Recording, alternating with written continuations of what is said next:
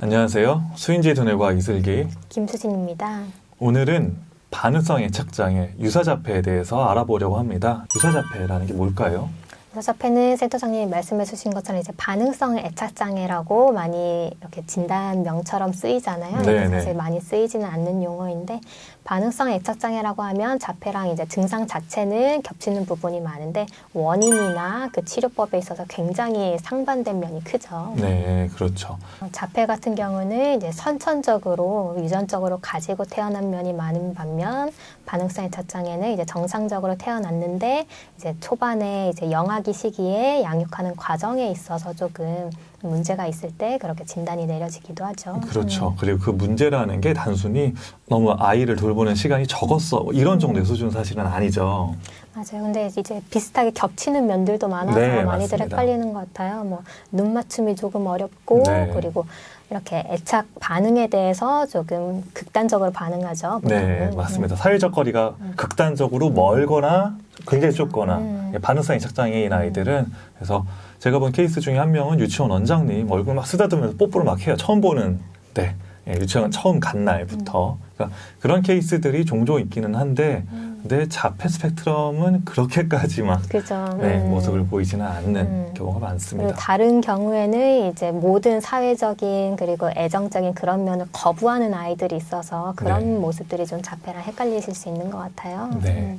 자폐 증상과 다르게 반응성 애착장애를 가진 친구들은 지적 문제에서는 좀 아무래도 차이가 있겠죠. 그죠. 자폐를 가진 아이들은 한 75% 정도가 지적장애를 동반하는 반면에 반응성 애착장애를 가진 아이들의 대부분은 이제 정상적인 지능을 가지고 있어요. 네, 맞습니다. 그리고 두 번째는 이제 무엇보다도 언어와 관련된 부분들, 특히나 이제 사회적인 의사소통을 할 수 있는 언어, 그러니까 수용 언어와 표현 언어에서의 좀 그런 능숙함 이런 것들이 좀 다르죠. 네. 맞아요. 자폐를 가진 아이들은 대부분 이제 의사소통의 부재가 가장 큰 특징 중에 하나잖아요. 네. 하지만 반응성 애착장애를 가진 아이들은 정상적인 그런 능력은 가지고 있는데 이제 그런 이제 피드백이나 아니면 대화의 과정이나 이런 거에 대해서 습득이 안 됐기 때문에 다만 그런 능력이 조금 저하돼 보이는 것뿐이지 그런 게 이제 충분히 이제 이루어진다면 발달할 수 있는 가능성이 농후하죠. 네, 맞습니다.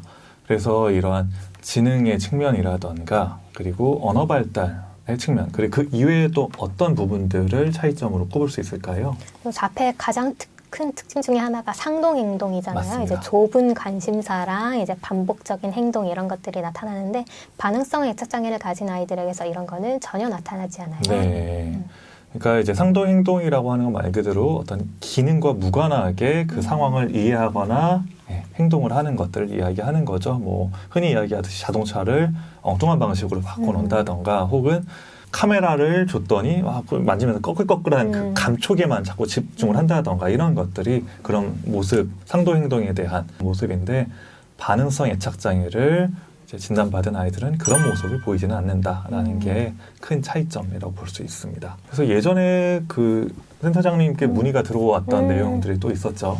맞아요. 우리 아이가 자폐 진단을 받았는데 혹은 자폐 증상이 있는 것 같은데 조금 차이가 있어요. 제가 찾아보니까 유사자폐라는 게 있더라고요. 이거는 자폐랑 어떻게 다른가요? 이렇게 문의 주시는 분들이 있으시고 또 다른 케이스들은 우리 아이가 자폐 진단을 받았는데 제가 보기에는 유사자폐 같아요. 자폐증은 아닌 것 같아요. 이렇게 얘기하시는 분들이 계세요.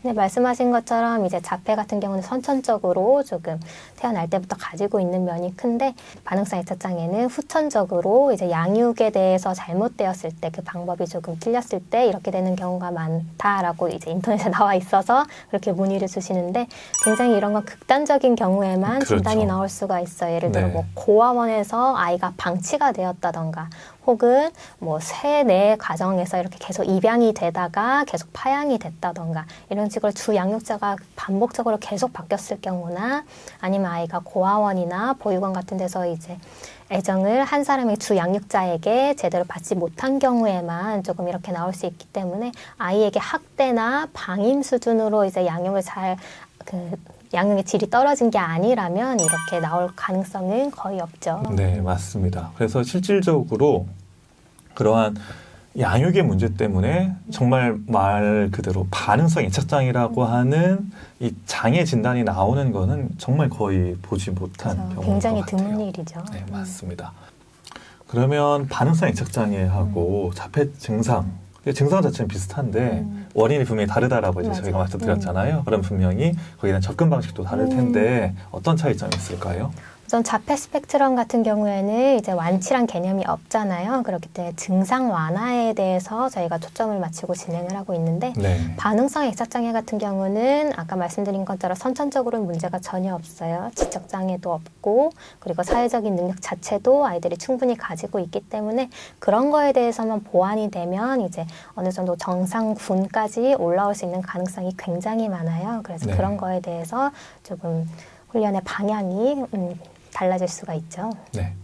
그렇죠. 그래서 실제로 막 그런 어머님이나 아버님들 또 제가 상담하다 보면은 정말 무슨 뭐 시대과의 그런 문제들 아니면 친정에서의 막 그런 어떤 이야기를 또 차마 못하는 거에 대해서 거기에 대해서도 좀 부담감이 있으신 것들. 그러니까 정말 일상적인 생활에서 말 못할 그런 고민들이 많으시기 때문에 결국 이러저러한 생각들을 많이 하실 수 있는데 제일 중요한 거는 결국에는 혼자 고민하시는 것보다는 전문가의 혹은 전문 기관에서 검증된 검사들을 받아보시는 게 제일 중요합니다. 무엇보다도 베일리 발달 척도 검사 같은 걸 많이 사용하기도 하고요. 그 이외에 여러 가지 검사 도구들이 있기 때문에 그렇게 검사를 받아보시는 게 오히려 이제 부모님들의 그런 불안이나 걱정을 좀 더 해소시키는 데 있어서 도움이 되지 않을까 그런 생각을 하게 되네요. 네, 오늘은 유사자폐와 관련해서 여러 가지 원인과 그 자폐 증상과의 차이점들 그리고 이제 무엇보다 중요한 거는 혼자서 고민하시는 것보다는 전문기관의 검사를 통해서 명확하게 판단을 하시는 게 더 도움이 된다라는 점 말씀드렸습니다.